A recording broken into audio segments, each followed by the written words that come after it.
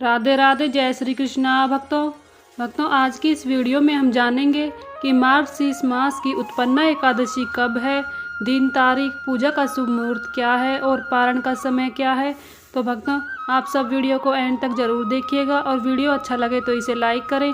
Channel पर पहली बार आए हैं तो प्लीज़ मेरे चैनल को सब्सक्राइब करें, बेल आइकन को भी प्रेस कर लें भक्तों, जिससे आप सभी को व्रत और त्योहारों से जुड़ी हुई सभी जानकारी मेरे चैनल पर मिलेगी भक्तों। तो भक्तों मार्गशीर्ष माह में पड़ने वाली एकादशी को उत्पन्ना एकादशी के नाम से जाना जाता है।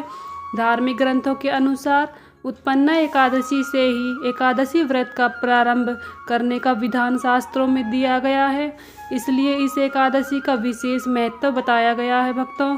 इस एकादशी का व्रत करने से मनुष्य सभी सांसारिक सुख भोग कर मोक्ष की प्राप्त करता है। उत्पन्ना एकादशी का व्रत करने से मनुष्य के सारे पाप नष्ट हो जाते हैं और सभी परेशानियां समाप्त हो जाती हैं। जो एकादशी का व्रत पहली बार धारण करना चाहते हैं तो वो उत्पन्ना एकादशी व्रत से शुरू कर सकते हैं। ये पुण्य फलदायी माना जाएगा। इस बार उत्पन्ना एकादशी की तिथि को लेकर सभी के मन में असमंजस की स्थिति बनी हुई है भक्तों। आज की इस वीडियो में आप सभी को उत्पन्ना एकादशी की संपूर्ण जानकारी मिलेगी भक्तों। तो अगर आपने मेरे चैनल को सब्सक्राइब नहीं किया है तो प्लीज़ सब्सक्राइब कर लें भक्तों और बेल आइकन को भी प्रेस कर लें। तो भक्तों आइए जानते हैं उत्पन्ना एकादशी की संपूर्ण जानकारी। साल 2023 में मार्गशीर्ष मास में कृष्ण पक्ष की एकादशी तिथि 8 दिसंबर दिन शुक्रवार को पड़ रही है और द्वादशी तिथि युक्त एकादशी का व्रत 9 दिसंबर को पड़ रहा है। सभी वैष्णवजन 9 दिसंबर को यानी कि द्वादशी युक्त तिथि को ही एकादशी का व्रत धारण करते हैं। तो ऐसे में आपको भी 9 दिसंबर दिन शनिवार को एकादशी का व्रत धारण करना चाहिए। ये अति शुभ फलदायी माना जाएगा भक्तों।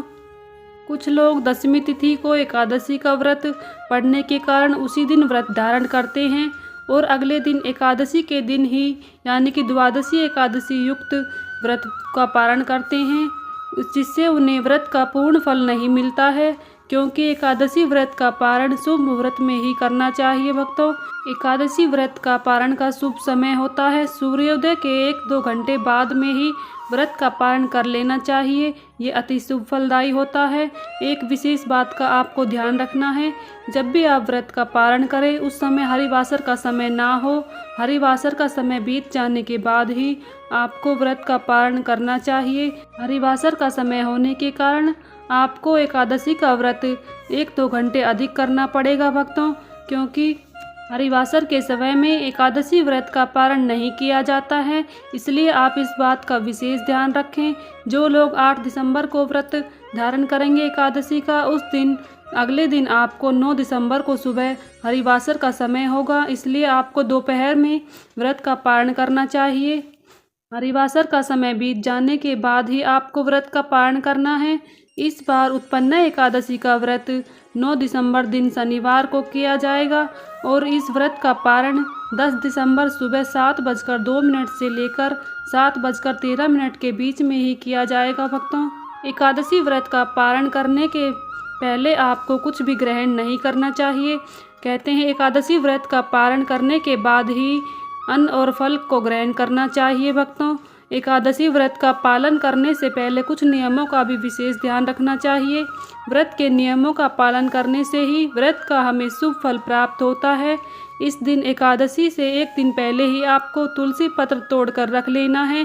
कहते हैं तुलसी पत्र को 1 सप्ताह तक बासी नहीं माना जाता है, तो इसलिए आपको दशमी तिथि के दिन सुबह को ही तुलसी पत्र तोड़कर रख लेना है और इसे आप बार बार धोकर श्री हरि विष्णु जी के भोग में समर्पित कर सकते हैं भक्तों। एकादशी के दिन आपको चावल का सेवन भूलकर भी नहीं करना चाहिए। एकादशी के दिन चावल का सेवन करने से मनुष्य को दोष लगता है।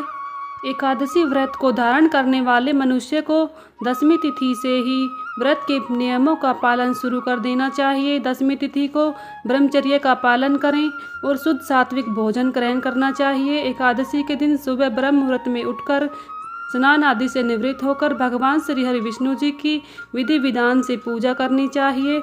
इस प्रकार से एकादशी का व्रत धारण करना चाहिए। व्रत को शुरू करने से पहले व्रत का संकल्प लेना बहुत ही आवश्यक है भक्तों। संकल्प द्वारा किया गया व्रत अधिक फल देने वाला होता है, तो इसलिए व्रत का संकल्प जरूर से लें।